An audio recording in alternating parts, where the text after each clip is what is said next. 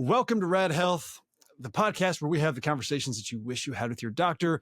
I'm your host, Dr. Dan Cooper. I'm a chiropractic and functional medicine physician. I'm a combat veteran, a husband, a father, a dude who likes primal stuff. Welcome to the show. So today we have an awesome guest with us, Amanda Bruno. She is an herbalist and general savant in the sexual health realm. Welcome, Amanda. Thank you. Thank you. Thank you so much for being here. Is there anything else you'd like to tell the audience about yourself before we get into this?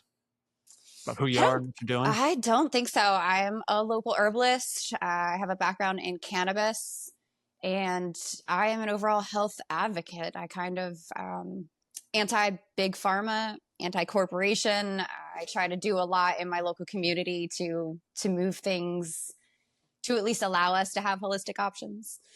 Okay. Sounds like you're going to vibe with the audience. That's good. Okay. Yep.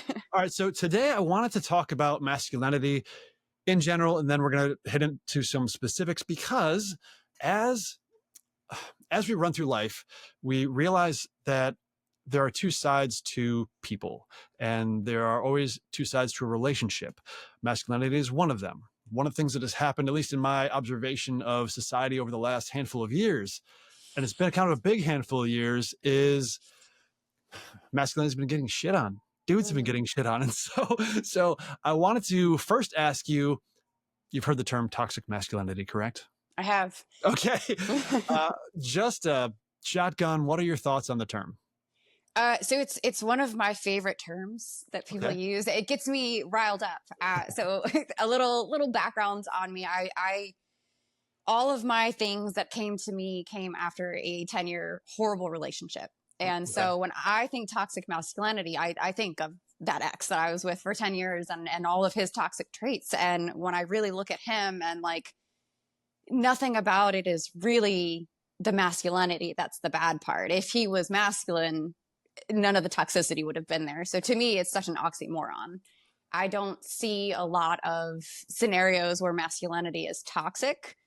I see a lot of scenarios where the lack of masculinity is toxic. So I get fired up when people are like that. I mean, we're on the same page with that. And it seems like, yeah, the traits that people are talking about when they say toxic masculinity, it seems like that's really just a misnomer. And you should be identifying the traits you're talking about. This person's rude. They're overly aggressive. You're generally an asshole. Like, whatever the thing is that you don't like that's the thing you don't like. But like you're saying, that isn't masculinity. Somebody who is insecure might be pushing those sorts of traits to make up for the lack of masculinity. Would you kind of agree, or you think there's more to that? Absolutely. No, I think controlling is one of the main things that you think when you think of toxic masculinity. I'm like, that is just born from insecurity, which that's absolutely not a masculine trait. So it is ironic that people coined toxic masculinity. We could kind of just jam on why you think that would have happened. I have something in mind. Do you have any thoughts off the top of your head as to why that the term would have been coined and why the concept would have been pushed?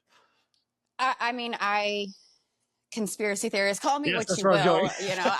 I've watched first rewind. I grew up in a very small town. I actually just recently moved back. So I grew up very Southern with a lot of, country boys who are that old school masculine protector, provider, respectful. They have all of those traits. And, you watch the younger generations. I'm kind of right there in the middle. Like I watch these guys that are in their lower 30s and their 20s. And I'm terrified for my daughter because I don't see the masculinity anymore. And I was frontline with the fluoride fight, like get the fluoride out of our water. And all the other things that are just stripping our men of their essence, their fertility, their testosterone. It's the food, it's the water, it's the chemicals, it's everywhere. Yeah. And that, that's pointing to some tactics by which, whoever they is, could have gone about doing so. If you were to speculate on a reason why they would do that, it seems that control would be absolutely something that would jump into my head, because if you take the man out of a household, they're very vulnerable to manipulation. A society is very easy to overtake without masculine men. So so you mentioned environment. There's a lot of things like those techniques by which they would have started to strip masculinity from our men. Um, what do you think about some of those tactics? Like you mentioned, food, water, some of these environmental factors. Um, we can jump off of a few things on purpose or not, but which ones jump out of your mind as like things that are avoidable that are really trashing testosterone? I guess ultimately, if you want to completely change your life, they're all avoidable. I think it's increasingly harder to avoid it. It's Mhm. like I said, it's everywhere. Even like look at microplastics. I was reading a study that said if you drink bottles of water, it's the equivalent of consuming like 23 credit cards a week or Oh my something. god. It's insane. And I'm like, the microplastics, those are phytoestrogens. So Yeah. you Yeah. start by cutting out the plastics. Don't ever heat your food up in plastic. Mhm. Like, and then any scented anything, the colognes, the detergents, the lotions, the soaps, it's, cutting that stuff up and going something natural, unscented. Those are a few steps. Your food, obviously, eating a high protein, knowing where that protein is coming from, and cutting out any kind of processed foods. Beer is the biggest for me, alcohol in general, but specifically beer, because I feel like it is just everywhere a man turns in his life, there is a beer advertisement and a beer. And Yeah. again, growing up in small town USA, you sit on the back of your truck, you drink beer. And I'm Right. like, Yeah, exactly that too. Even socially, it's just mhm. so commonplace. I don't drink. I've probably had 20 drinks my whole life. And the last one was somebody kind of forced me to have one when I was on my mid-tour leave from Iraq. And that was in 2007. And that was the last time I had a drink. Just 'cause I Wow. didn't like it. But yeah, it's everywhere. And I get so much flack for it. Maybe less now that I'm older, but in my 20s and 30s, like people give me so much shit for not drinking. It was the weirdest thing. I Um, still get flack for it. yeah. My fiance recently stopped drinking, and his family is some heavy drinkers, and he catches a lot of shit for it, and he's held strong. I just, I'm into this, and I'm like, this is Right. what alcohol does to your body, and especially your testosterone levels. We're trying to conceive, Okay. and we are on year 3 of trying to conceive. Okay. And so alcohol, I was like, that's a big factor in fertility that we probably should remove. So You know what I think, since you mentioned that, so fertility and like fetal optimization is something I am super into and I have been for 15 years. I won't, it's probably not the time for me to jump into the story into how I got into that, but it's been something I've been really interested in for quite a long time. So we could always jam on that at another time. But a book, this is what popped into my head, was a book that I found that wasn't around until I think it's been out maybe 5 years now, but um, Real Food for Fertility is so good. I think considering what you've already said, you're very much on the same page as this author, and she's just got a lot of great details in there. Um, I'll have to check that out. yeah, there's two in particular that I like from her, Real Food for Fertility, and then uh, is it Real Food for Pregnancy? I think that's the other one, but it's Real Food for something. And there's the fertility one's good. It's thick. It's a thick one Yeah. though. Maybe I'll I'm a big reader. you I'm like a it. book Okay, nerd. So cool. yeah. Um, Have you seen some of the recent studies that have come out that have talked about the health of the sperm affecting the yes. health of the pregnancy? And how come this is like, yes, I have. And this is so nuts that it's almost not talked about. It's always like, oh no, it's the chick's fault. Like, what? There's Well, two people. we went to a fertility clinic last year because I was like, okay, let's get testing done. I Sure. don't necessarily want to move forward with IVF, but I would like to get testing done. Mhm. And we went through all the tests and everything came back. And, luckily all of my tests came back good, and his were very, very low. He Okay. has a background of pest control and fertilization for 15 Oh, years. okay. Yeah. So he used heavy, heavy, heavy chemicals. And Yeah. they looked at us and were like, well, IVF is your option. I'm like, that is really intrusive on my body, No doubt. considering, Yeah. considering that there's got to be a way to his, sperm cycles every 90 days. Like, can't we just detox him? And that wasn't even offered to us. So Okay. that really like was a catapult into hormonal balance and optimizing men's health. That's kind of how I ended up in the men's health optimization part of it. Right. Yeah. And that's actually a good thing you mentioned with that reality for him, is that detoxing would be a good place to start. So assisting the detoxification pathways to be more efficient, because he's got a bunch that are likely accumulated in his tissues, and fat tissues are more holding of pesticides as toxins, and so detoxing that first, and then, like you said, you cycle sperm every 90 days, so you always have new sperm being produced. So get rid of the offenders, and then do a better job with, like, mitochondrial health is another one with sperm. But there's a bunch of categories that are really important for sperm quality, not just number, but motility and quality of the sperm. Then you get on that. Maybe it's a year process though, once you like really get into it. But what a worthwhile process. And it sucks that nobody would have told you that prior to. You got to figure it out yourself. Yeah, I've had to do a ton of research, and we are now working with someone to do a detox and then like a mineral rebalancing. Yeah. We've tried. Go to what you're saying. No, I was going to say we've already tried acupuncture. Okay. We tried. There's a lot of like listed supplements for sperm health. We've tried all of those. Okay.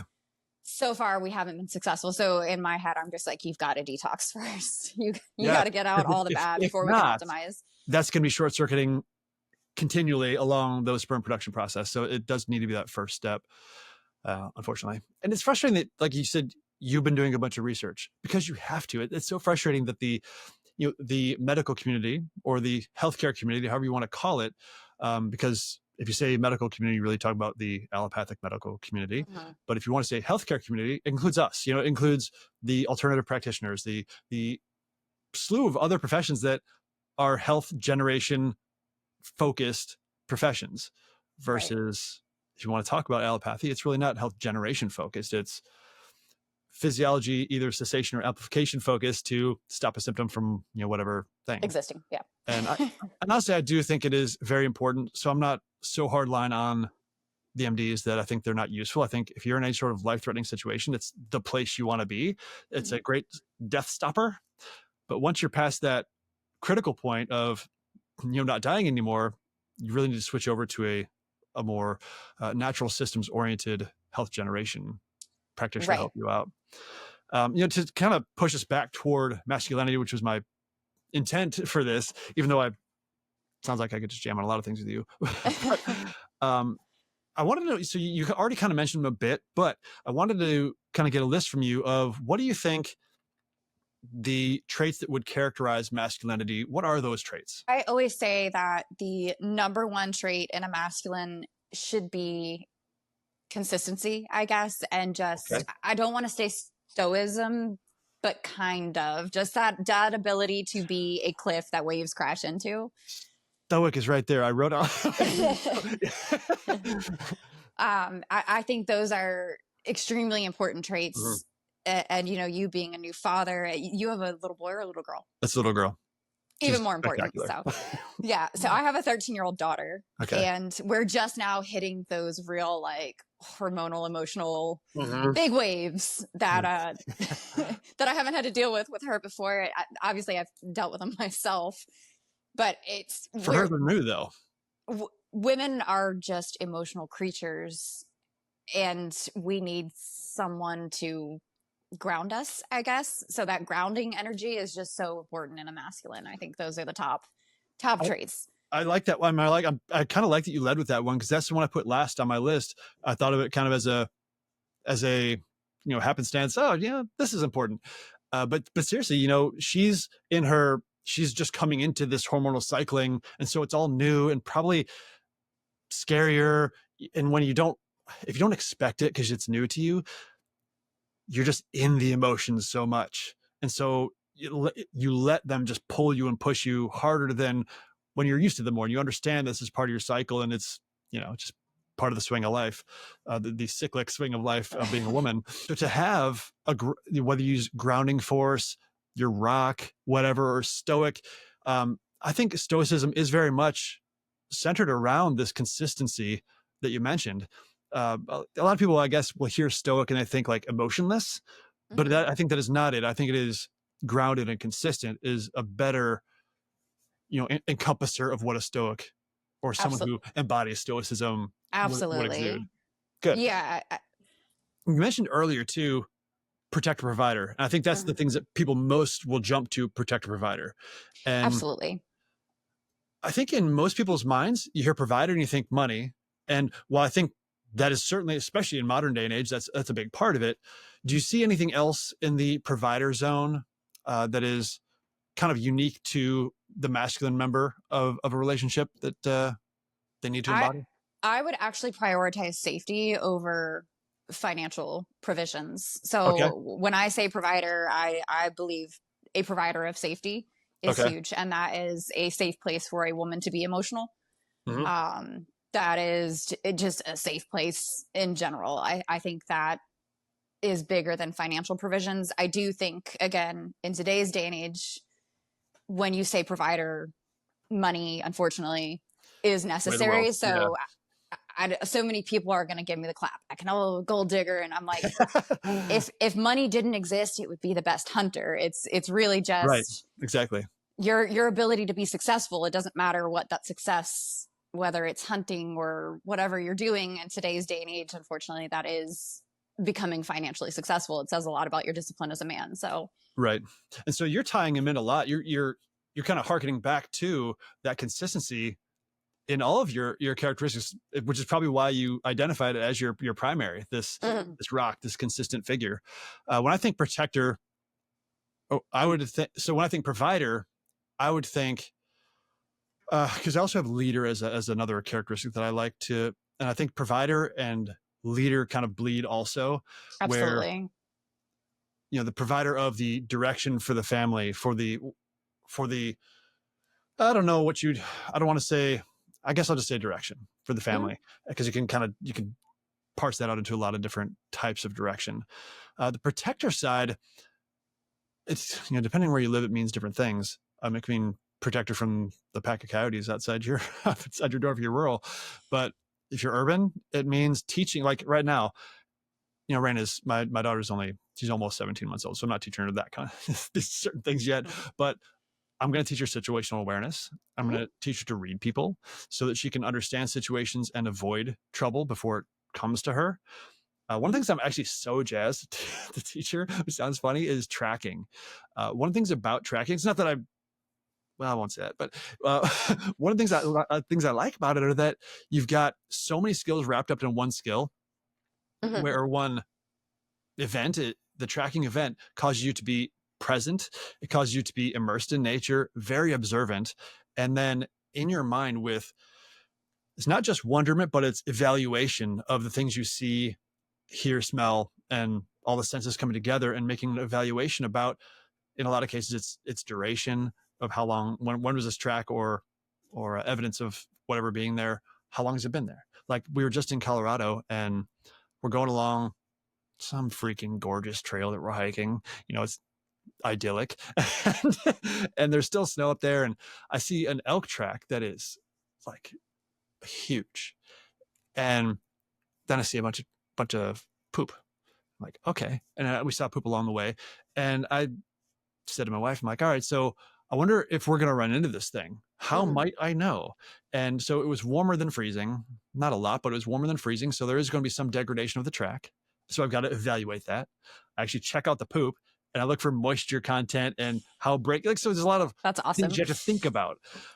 So I think teaching goes into being a protector just as much as being someone who, the hawk looking out for trouble is being a teacher. Absolutely. And Uh, being patient in that teaching, because that is also a trait that a lot of non-masculine men lack. Patience is such a big thing because you just don't have a choice as a man. It's there's unfairs on both sides. mhm. People say it all the time, and because sometimes my fiance and I have had the conversation, and he's like, "I just everything's on my shoulders," and I'm like, "That's part of the Here, bring unfairs," your straw and let's go. I give birth and stuff. Like I have all kinds of things. So Yeah, and I think I don't know that there's a much of a discrepancy on how much each person has to deal with. It's just different it's stuff. just different. It's just different, yeah. They're And different hards. right, yeah, exactly. It's different difficulties, and it should be. Well, should be is should is kind of a crappy word to throw into it, but it would be great if if we recognized what those hards are and kind of kept to our lanes with them. Because I think that's one of And the problems supported each other in them. Yeah. right. A lot of people don't know how to support the masculine and don't know how to support the feminine and really nurture that and make it grow. And that's something I wanted to ask you also is it's more of a technique, or maybe it's a relationship style or a way to be in a relationship that supports each other. So the feminine supporting the masculine supporting the feminine, so they can flourish to be their most robust versions of that masculine and that feminine. I Got mean, I'll go ideas? back to what you said about the masculine being the leader and how that encompasses so many things and energetically is one of those. And I do think that the masculine has to step into his masculine first before the feminine will ever open up and support the masculine in him. So it is that leadership role of stepping in and being like, okay, you're safe to be in your feminine before the feminine will ever start actually nourishing the masculine. And I think that makes sense just even from a biological standpoint. If you kind of like go back hunter gatherer, if she doesn't feel safe, how can she be soft and vulnerable and be the feminine? It does seem like it would be more difficult without a safety structure around her. Absolutely. You know, So that I the man's dynamic is the end all be all. I tell people all the time, a man's energy when he walks into the home at the end of the afternoon or whenever he walks in shifts that whole household just immediately. So I think a conscious man is one of the most important things that you can have to find that balance between feminine and masculine in a household. That's interesting because that's something that we can't see. Because when we walk in and we see what's going on. We don't notice shift because we weren't there before. Right, exactly. That's cool. Anything else that you can think of that would be supportive? Maybe the other way. Well, I guess you did go both ways here because the man is the one who has to start this. Do you see in modern life, and especially in probably the last, I mean, I'm 45 years old, so I started caring about or even being aware of any of this stuff not 45 years ago. So I don't know. five years ago? I was 3 hours ago. Yeah. No, but no, I want to say that in a long lead up prior to now, I've seen a lot of, and it has to do with the feminism movements. I feel like there's been different feminism movements, and they've been chewing away at a man's ability to be masculine because the societal ask has been that the woman be masculine. Well, chewing away at a woman's ability to be feminine too. We're in a world where it's same push pull. Yeah. Yeah, it's and again, and not to get off track, but with a biological standpoint, the amount of women that are on birth control and how that is affecting that dynamic is insane. People just don't see it. Oh, I'm on birth control because of this health problem. I'm like, do you know you're on hormone therapy right now? Are you aware that that's what it is? Like and people, I think people underestimate how much the hormonal system controls everything you do in life and every choice you make in life. And my fiance and we push your physiology for sure. Yeah. Yeah. And it neurology is for that matter. It's causing women to be more masculine and to look for more feminine men. So it's completely shifted that dynamic as to where a woman who's not on birth control is going to be naturally more attracted to a more masculine men. And but that is also a dying breed. I think the dynamic, I would say that there are less conscious masculine men than there are women that are willing to like be with that. I feel like it's like a 10-to-1 ratio. So there's women out there seeking the men who let this happen, let this femininity blossom, but they're just not there, is what you're thinking? I don't want to say seeking because I think a lot of women they don't know that they're looking for that, or they're in denial that they're looking for it. And then when it finally comes along, I think or at least with me, I was in my masculine probably for the majority of my life. It was up until probably 4 or 5 years ago that I got out of the relationship, decided I had a lot of stuff to heal, and realized that I was even too far into my masculine and found that balance and aligned with my partner. But a lot of women don't, like, a lot of women are like, I can take care of myself. I can do it myself. And they're not looking for. Yeah. And then that's what they're being taught. That is like the tagline is like, I don't need no man, you know? And it's almost offensive when a man steps in and tries to be a man now. Like, I've seen relationships where the woman's like, oh, I'm not letting you pay for this. I'm not letting you do this. And I'm like, it's never going to work if you don't. It's just. Yeah. And paying is a very visible place to see that. But a lot of it's the direction, like that leading role. They don't let them be a leader in the relationship. It's like, no, we're doing this because I want to. It's like, well, okay, what am I here for?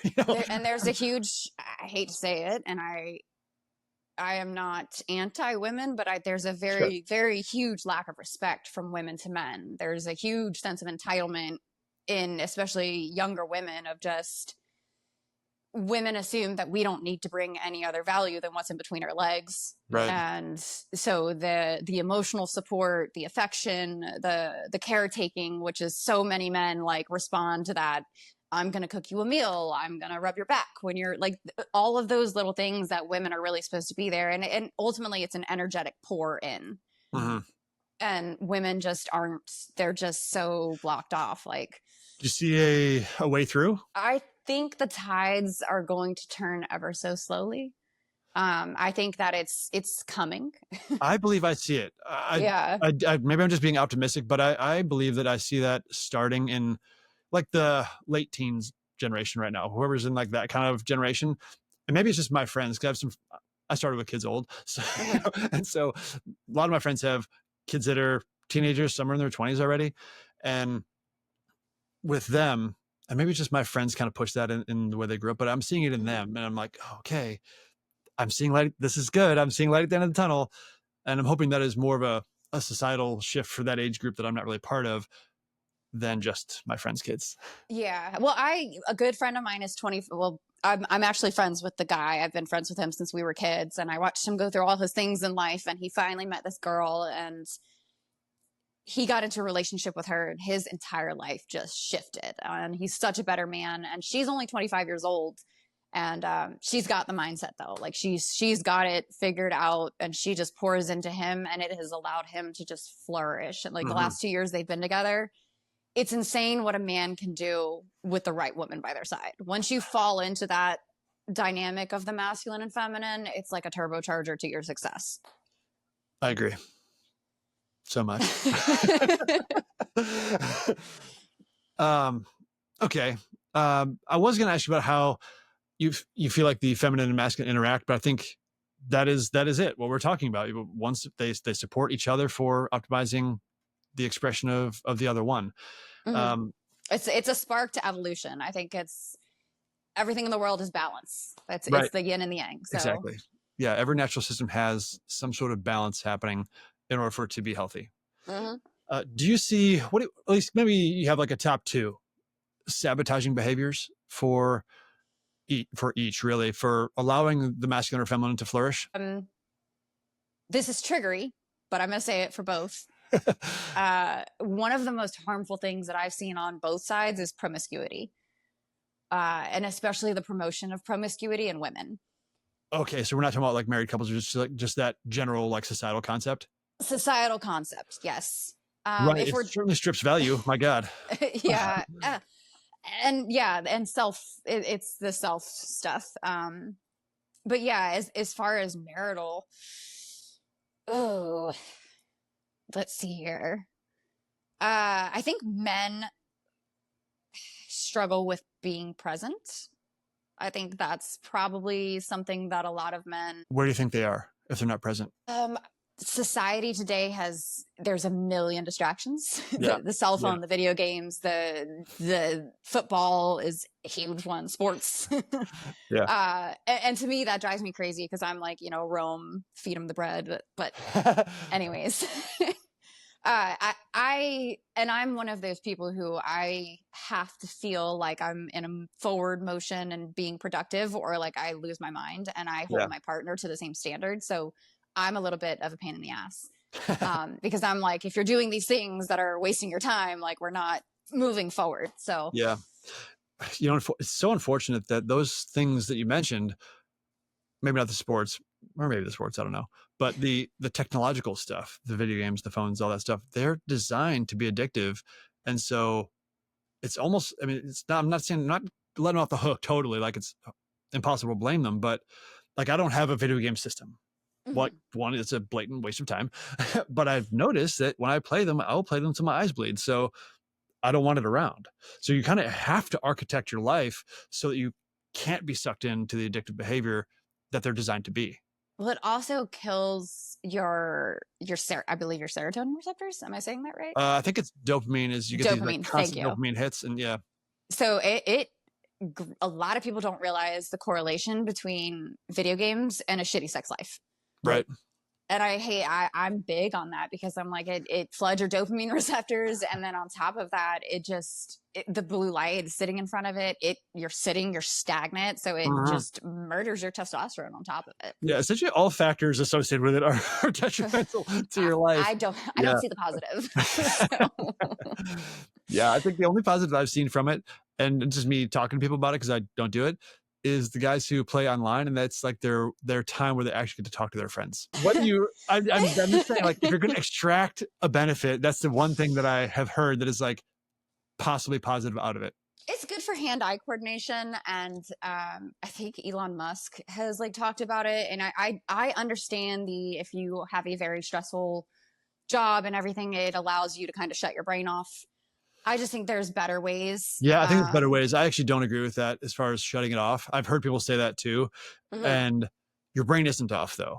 It's not. Yeah, It's it's being distracted. overacting. Yeah. Yeah. And then as far as like the talking, like I feel like such an important part of masculinity is brotherhood and Mhm. actually having those real life bonds with men. I think men force each other to rise. You guys are competitive by nature. Right.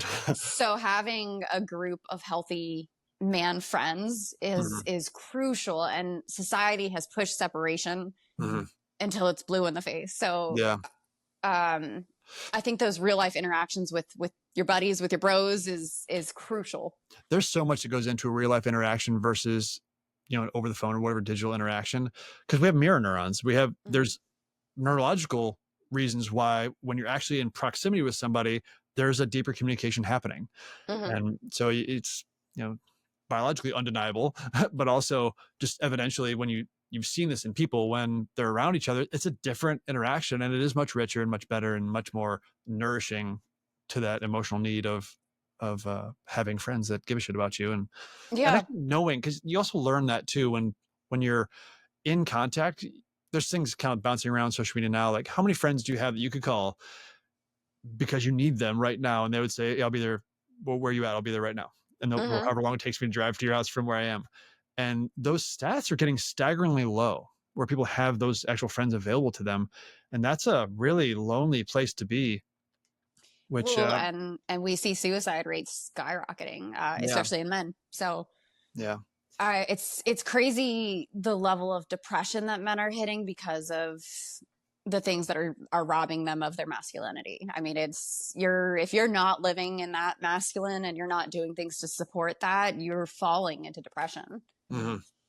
Yeah. And I mean, we talked about testosterone earlier. One of the effects of low testosterone is low motivation, Mhm. depression, poor cognitive function, and weak boners. But, but in the scheme of things, I would consider that a lesser evil than bad cognition, earlier cognitive decline, and Mhm. the low motivation that causes you to have just a shitty life and poor family life because you don't have the motivation to make them better. Absolutely. So, yeah, a lot of reasons that boosting testosterone back to normal physiological levels would be a great idea. Having said that, you got any ideas on that? On Or what? boosting testosterone, Yeah. so many. I mean, I'm big on like lifestyle, change your Okay. lifestyle. Yeah. Cut out the processed foods. Exercise is so important. Moving your body is so important. I read a study that said if you get up and do like 100 squats in the morning, it actually increases your fertility and your testosterone. Just Mhm. body weight squats. That's not hitting the gym Right. for hours a day. Like it's just something as simple as that. So I think physical movement is so important. And then there's so many natural things that support your testosterone. My number one go-to is cordyceps mushrooms, and they're a little bit newer on the scene. Interesting. I've always They heard of cordyceps as like a stamina kind of mushroom. they're great for stamina, but they help your testosterone. They increase lean muscle. They are nature's Viagra. Okay. So even Listen up, your folks. sex drive and everything. I mean, they look like little, I don't know if you've ever seen a cordyceps, but it makes sense. They generally mushrooms tend to mimic the organ that they help. So, I know what mushrooms look like. so, Okay. yeah, cordyceps mushrooms is a great one. And then there's, in almost every male stimulant, you got like your tribulus and your horny goatweed, and maca is a really great one for just overall hormonal balance. There's a ton. I have a supplement that's a blend of about 10 different herbs. Mhm. And I've got people taking it now in place of TRT, which makes me so happy, because with my fertility struggle, I'm like, do you really want to get on TRT? Like, are you done having Yeah, I kids? actually just came across somebody today who is giving like the fertility stack. And when I was like, oh, let's see what he's got going on there. Well, it was a fertility stack for dudes who are juicing. It's like, how do you offset the negative fertility consequences of taking testosterone? And it was this, not quite a laundry list. It was like 5 things though, Mhm. of other drugs that you would take to try to retain the fertility that you're losing by taking the exogenous testosterone. And they don't even talk to you. Like, doctors that are putting you on TRT, like, they don't even bring up the fertility factor, which is insane to me. Like, to put these, and guys starting at like 25 years old are Right. hopping on TRT. Like, The their test levels are in the 200s. the low age that people are doing this is pretty crazy. I mean, I just finished teaching as a career, not like today, but just like 3 weeks ago, I finished my stint as a professor at a chiropractic college, and I knew 20-year-olds who were juicing and they're on testosterone. It's like, holy shit, are you on it because something happened to you? Or are you on it because you just want to be jacked? Like, this is nuts. If you're 25 years old and you need testosterone and you didn't have some sort of testicular injury or pituitary injury or something like that, what is going on with you? And there's so many that 20 Yeah. to 25 age range. So many guys hop on TRT or cycle this or whatever. And Right. then the result is you're now 30 and you can't have children. And Right. it's detrimental. And again, thank God that it's easier to reverse. Infertility is easier to reverse in men than it is in women. So I did have a personal experience with this, not taking testosterone, but when I was in chiropractic college, I think it was probably 2010, I think is when it was. Maybe it was 2009. I don't know. I got my testosterone checked because I had a bunch of blast injuries in Iraq. And then I come home and I got into a pretty gnarly ATV accident in 2009, mid 2009. And I had all of the low T symptoms. If you looked at me, you would never have guessed, because my diet was awesome. I had a great fitness routine. I looked like I wanted to look. And man, inside though, motivation was trash. Libido was trash. So there was a lot of things telling me like, I should probably check this out. It was 210 nanograms per deciliter. That is like a 90-year-old with one ball. It was terrible. And I was 30. I have talked to probably 6 men in the last week, aging from 28 to 40, that are in the 200 range. Yeah. I don't know. So mine, I grew up in the Tupperware era. I'm 45 years old. So I grew up in plastics being and everything. So it is very possible that I was lower than, because I didn't get a baseline. So I never had a pre-injury baseline, which I always recommend people to do, especially for hormone panels. Because if you're going to supplement later or you're going to do anything to boost later, you need to know what your physiological feeling grade is. Like, what is that? Because if you're just like, well, I need to be at 1100. Well, do you? Maybe your awesome is 800. You don't really know. Yeah. So I like baselines. And so I don't know what mine was, but 211 is not anybody's good baseline. So I was prescribed testosterone. I never took it because I wanted to have kids. And I was 30. I didn't have kids yet. And I said, well, I'll wait and see what happens. And I try to do a lot of the things, because there are a bunch of natural things. You mentioned lifestyle factors, or at least lifestyle habits that you can do to boost testosterone. And I was lifting heavy. I was probably lifting too often. I probably was overtraining. But I was in the sun. I ate well. I was eating very like paleo-ish at the time. I might have had more carbs than I maybe should have, but I wasn't a carb monster.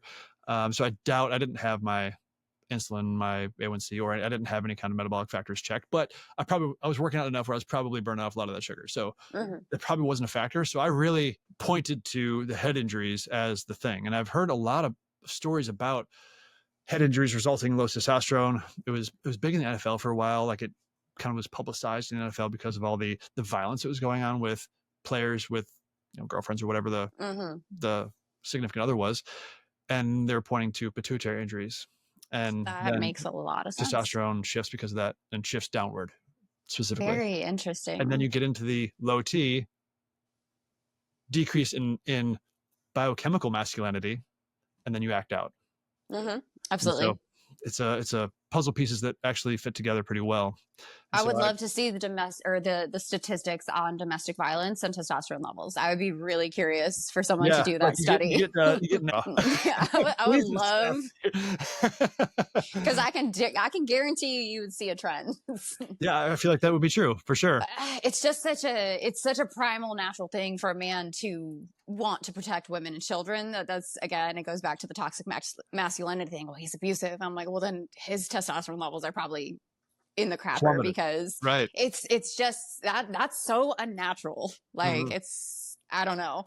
Yeah, unless you happen to be like some sort of psychopath, but, Yeah.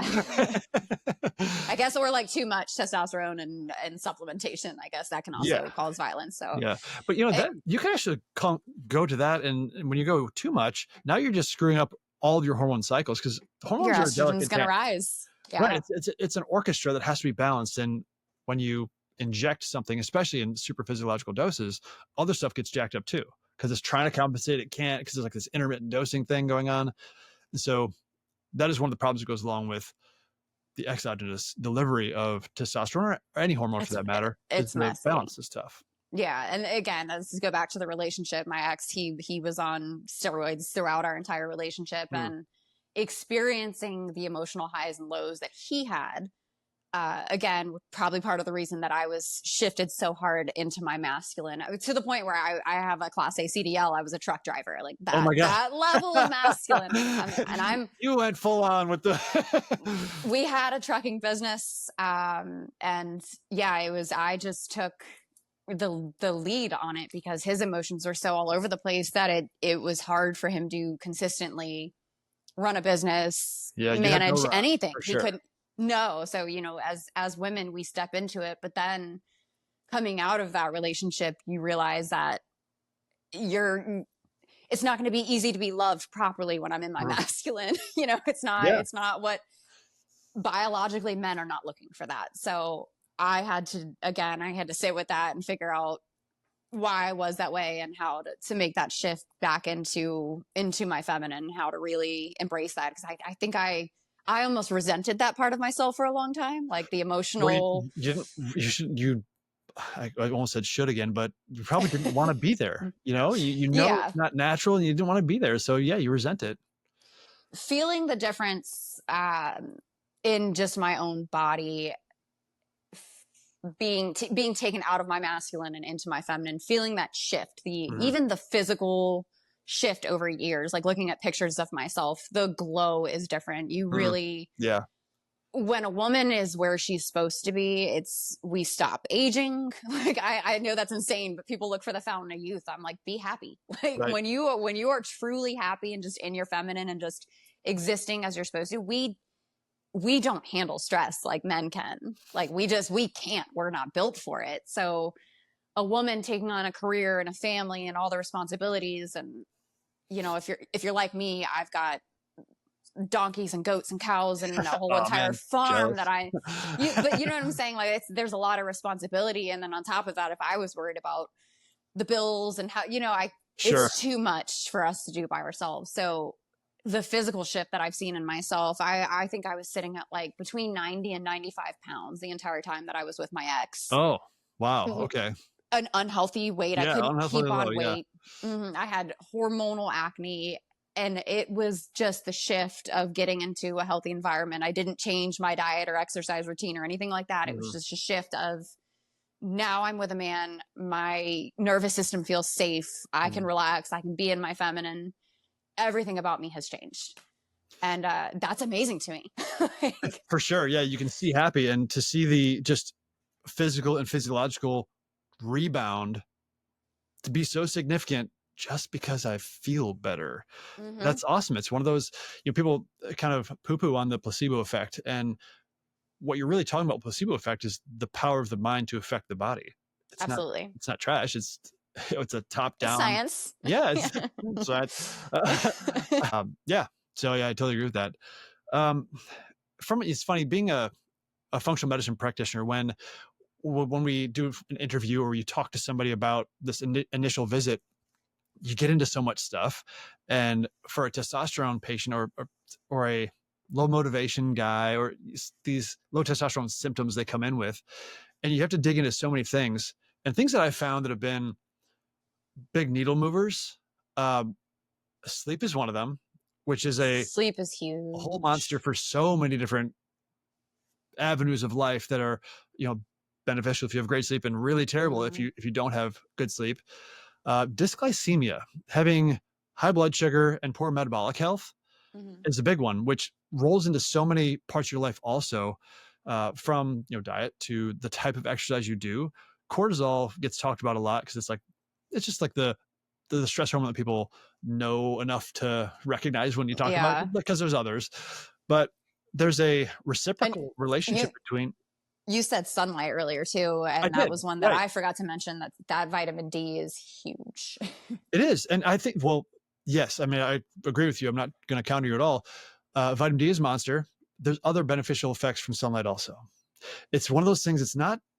We like to isolate things so we understand them well, but but with sunlight is a good example of that, where it's a stimulus, and it is a stimulus that has many effects in the body. One of which is vitamin D, that in itself has a slew of beneficial effects when you have appropriate vitamin D in the body. So the light in the eyes as well as on the skin. There's mood benefits that are separate from vitamin D. So there's a ton of benefit with sunlight. And so sleep, metabolic health, there's some minerals, and commonly people are mineral deficient in their diets also. And that has to do with dietary choices, but also Can't strict figure out why. oils. Yeah. It is unfortunate too, because if it's dietary choices, you're eating ho-hos all day. Okay, well, that's your fault. But Yeah. when the soil doesn't contain enough minerals, or at least as many minerals as it did, say 100 years ago, and you're eating a pretty primal diet, or your great grandparents' diet, but your health is way worse than theirs, like, damn it, that sucks. It's really annoying. And so I do see a need for supplementation in a lot of cases just because of depleted soils. But those are some big hitters that I see, at least when I'm going through uh, patients and I'm running through their life, because that's one of the cool things about functional medicine is you're looking through a lot of more data to create some patterns within those results to see how systems are working. But Yeah. this conversation Figuring out about, the why. yeah, the real why, the things, the softer things are like the things that you at least are talking about now, and how to behave and your roles and like the mental taskings that you do to be a good man or to be a solid man. If you don't even know what that is, then you could be shooting yourself in the foot mentally and not even know it's a thing, but killing it on the physical side of things and the physiological side of things with nutrients and stuff like that.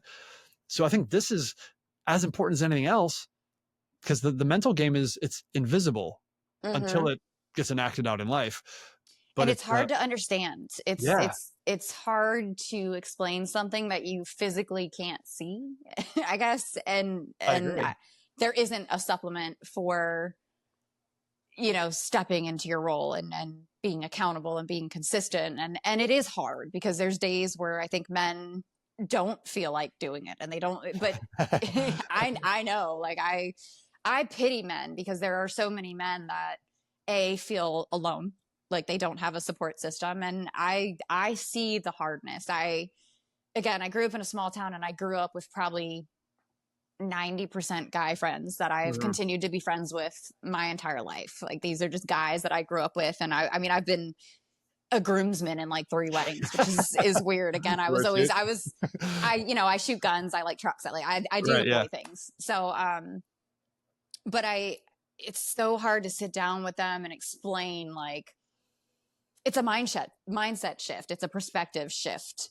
I I think think a one of the lot things of, you mentioned earlier about this, though, about having the friends, about having the positive male role models in your life, whether it's you have a set of things that you want to do intentionally, or you don't. If you're around dudes that are good dudes and they're masculine men who are people you aspire to be like, then you kind of automatically, like you're saying, like to be competitive or even if it's not competitive, you just like want to match something you It's, appreciate in somebody else. I was gonna say it's just a natural man thing, I think, to just you guys meet each other. Yeah. So I think the community piece is a big piece to help that mental side, and even like the mental skills. It's not even just the mental side of like happiness being around friends, but you're like learning how to be just by being around other guys that are the right. That have a healed perspective. Yeah. And same That's a thing good, with I never heard yeah, that. same thing with women. That's good. I'm a Scorpio, so I I dove in. I don't know how you feel about astrology, but there is an unhealed version of a Scorpio and there is a healed version of a Scorpio, and they're two different. We're either really great or we're really awful, and One's I feel using like the finger and the other one's not. yeah, and That's I feel like it's the the same Scorpion thing one, for right? men and.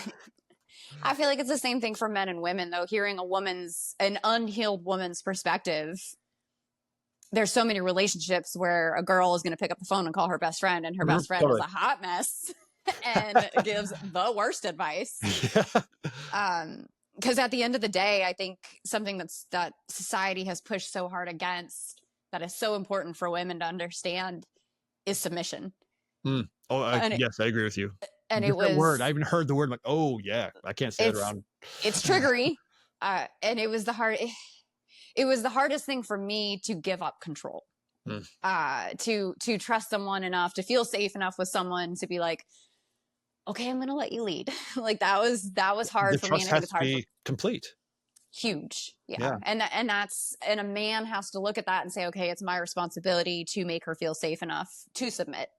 Right. And I think from my perspective, at least, the roles have been blended or blurred for long enough. You actually have to really remain intentionally cognizant of that requirement from you, because we just kind of fall back on just how things have been in your upbringing or whatever, you might miss it. And so you just kind of like fall back into a pattern of not being that supportive, solid, make sure that I am being a container that she can know where the walls are and trust it and be safe inside of.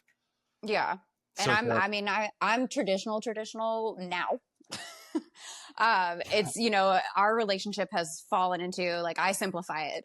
This is a pink task. This is a blue task. Like that's, you color code your life. That's a good idea. I have, because it simplifies it. I'm like, yeah, no, that's a blue task. So but it makes those clear lines. And you actually have like a list and you have tasks, you like color code them, or are you just making that as a thing you're saying? It's just a thing I say. I've never actually, no, that's not true. So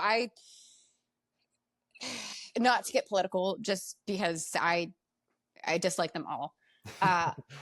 I have concerns about where society was headed, or still is headed. Maybe it's prolonged now, but I worry about where society is headed. So I'm a prepper, and myself and a group of friends, we have meetings. Okay. And in those meetings, we discuss the what ifs and we have 50 acres, and the idea of it is to be a self-sustained compound. Right. So within that compound, we're like, okay, everybody can meet here, but there are roles. There are roles that are going to have to be met and respected. And there are the pink roles, and there are the blue roles, and then there's the purple roles in the middle, and I have actually written those. I've written those out and printed them and color coded. So I get my wife in contact with you. It's important to, it's just important to maintain a balance. And if chaos is around us, then having balance within your little compound is crucial. And not being confused is crucial. You're talking about just identifying roles and responsibilities, and people just know what they should and shouldn't do. And life is simpler that way. It's like freaking dogs. You train the dogs, they're happier because they know their role. They know you're the alpha, and they know that they do this, and they become happier. People are the same way. Absolutely. I just got a Belgian Malinois, which is gorgeous, probably. He's beautiful, but he's not as bad as a lot of them are. Okay. I will say that. But it doesn't matter. They're all just really intelligent toddlers. But what you just said is so right. Like having the parameters to where he knows what he can do, it actually makes him more comfortable. Like you see these dogs that lack those parameters, that they're insane. And they have anxiety. Yeah. I've seen it too. So I love how this conversation has gone. We're hitting some really good stuff. So one thing I wanted to ask you as we kind of close, I tend to try and keep these episodes under an hour. I'm not busting a Joe Rogan podcast out for 3 hours. So If you could go back to your younger self, whatever that youngness is, I don't really care, but I'm thinking like 13, 14, like this kind of like younger age where you're starting to be autonomous. And if you could give you being you now and knowing what you know, the most kick-ass advice you could give to your younger self, what might that be?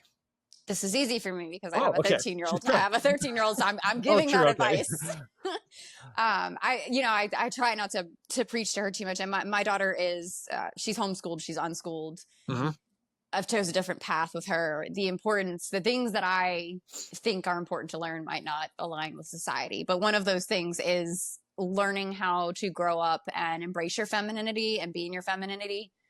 Her father and I have agreed that she does need to be capable, and I want her to be aware. Sure. But I want her to prioritize staying in that femininity. I think a lot of women, I try to protect her safety. And like you said, I try to educate her on situational awareness, mm-hmm. because I look back on some of the situations I put myself in and like, one, how am I still alive? But yeah. two, the traumas that we tend to accumulate from that, triggery. But again, I think it's like 1 in every 3 women fall victim to some sort of sexual abuse in their life. And that is huge trauma, and that is huge on knocking you out of that balance. So, and a lot of work to unravel. And it's hard work. Yeah, it's hard work that I don't ever want her to have to do. So I always try to explain my mistakes to her and be like, okay, don't, self-worth is a huge one, because I think, especially with social media, which it's far more prevalent. It didn't exist. Phones didn't exist when I was growing up. Yeah. And I think that it takes such a toll on young girl self-esteem. So nourishing that self-esteem and making sure that she's not comparing herself and looking for validation in places that she doesn't need to. These days, looking for validation against the standard of a freaking AI bot that's so realistic she thinks it's a real person. It's crazy. Yeah, it's what a time to be alive. What a time. I feel confident that good will win. I feel confident that nature will override computer at some point, whether it's in our lifetime or our children's lifetime or their children's lifetime. I hope it's ours. I hope I get to live to see it, but I do feel like the shift is going to go that way. I hope, anyways. I think more and more people are awakening to getting back to their roots and understanding. I think COVID was a really big, I don't know if I can say that. I think that was a big eye opener for a lot of people. I think people were like, oh, okay, maybe our medical system isn't here for our best interest. Maybe I should start looking back into my roots. It's crazy how much has been forgotten about how to take care of ourselves and how we work harmoniously with nature instead. Like, everyone's trying to work against nature. And I'm like, we lived in harmony for thousands of years. We are part of nature. We are nature. Yeah. This so body that we're in is a natural system. Yes, I agree with you. Yeah. So my daughter spends probably 4 to 5 hours outside a day. I don't even care what the weather is, rain or shine. We're in the woods. We are out with the animals. I try to really nurture her relationship with nature, because I feel like as long as you can hold on to that, if you always have that to go back to, I think society is a lot less scary, I guess. If you can always come and ground. Like, she's built her own fairy garden in the woods where she goes and she meditates. And, I try to keep her healthy. Coping mechanisms was not a thing when we were growing up. Mental health didn't exist. So, the coping mechanisms and knowing what to do with all her big emotions, because we're coming into that age of big emotions, and allowing her a safe space to feel those emotions, and keeping her father and her stepfather on the page with that, because I'm like, she's going to have big emotions, and unfortunately you guys can't fight back with her. Like, you really just have to let it happen. But yeah, I mean, all of that, like I said, I give her advice with that all the time. And I see young girls, like her friends are still in public school and stuff, and they're just, to me, it feels out of touch with reality. I guess it is their reality, but yeah, it's scary. The little boys are like, their shorts are shorter than the little girls now, and their hair is longer, and I'm like, I don't know what's happening. I'm so confused. Yeah. Okay, well, That's I like that. That's great advice, and that's advice that I'm very much on the same page with that. So I want to thank you for coming on. I think Yeah, it's a great thank you. conversation. Hopefully, everyone got a lot out of this. I think we hit some topics that kind of get forgotten about, or just not even thought about in the first place, and Yeah, are a lot of actually very people just important. don't know. Yeah, a Yeah, lot of people just don't know. and you don't know what you don't know, and it's hard to ask a question if you don't know you should. So hopefully, that is another thing that we can deliver to people is shining some light on some things that they need to investigate a little more. Yeah, and it's an empowerment thing to me. It's your when you take control of your own health and especially your own masculinity or femininity, you're taking that power back. So Right. I think it's something that everybody should look into and step into. And if we all start doing that, I think we'll see a huge shift in society as a whole. So Awesome. thank you. Thank you. So if you guys got a lot out of this, I'm very happy about that. Please hit the subscribe button if you haven't already. If you think you know somebody who might benefit from this sort of information, share the podcast. Whether you do it with a link or however you do it, I don't know how you guys do internet stuff. So share the podcast and let's build a community of awesome folks looking to optimize their health in natural ways. Thank you so much. If you want to contact me, if you have a podcast idea, you just want to comment on what we've been talking about, hit me on social media. It is Dr. Dan Cooper at Instagram. YouTube's the same thing. So if you're seeing this on YouTube, you can comment here as well. Amanda, where can folks find you? All of my handles are at Muse of the Rise. Our idea is to rise consciousness through herbal medicine, through natural medicine and lifestyle. So Awesome. Instagram, Twitter, we've got YouTube. Yeah, but it's all Muse of the Rise. Okay, cool. And that's your main three: Twitter, Instagram, and YouTube. Yep. Okay. There you have it, folks. I will see you on the next one. Thank you. Bye-bye. Bye-bye.